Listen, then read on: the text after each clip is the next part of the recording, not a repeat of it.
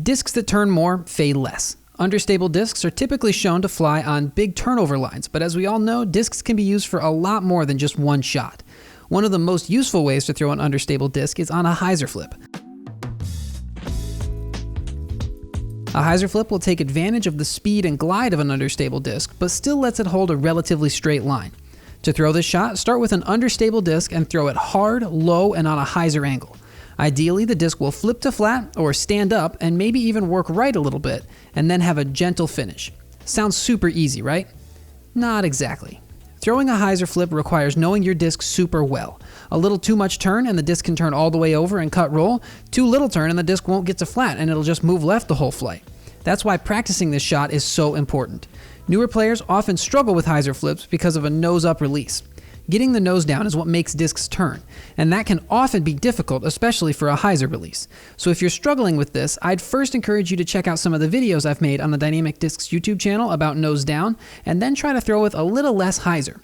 Nose down on an extreme hyzer is actually kind of nose sideways, which really doesn't make sense. So start with just a little bit of hyzer and work your way to more. For disc selection, if you're struggling with getting a Hyzerflip shot, try throwing something even more understable. Starting with a shot that flips all the way over and working towards a straight shot is a great way to get the right feel. Also, throwing maximum speed discs on Hyzerflips is something only the fastest of arm speed can do.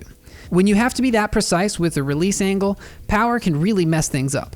Try choosing a slower disc for your Hyzerflip shot, especially at first, just to get your form down. The Dynamic Discs Vandal is a great disc for the Hyzerflip shot. Being a 9-speed, it's not super fast, so it doesn't require as much power, and it's got a great line to fly super straight and a good bit of glide to get some good distance and fight turning over too much and cut rolling.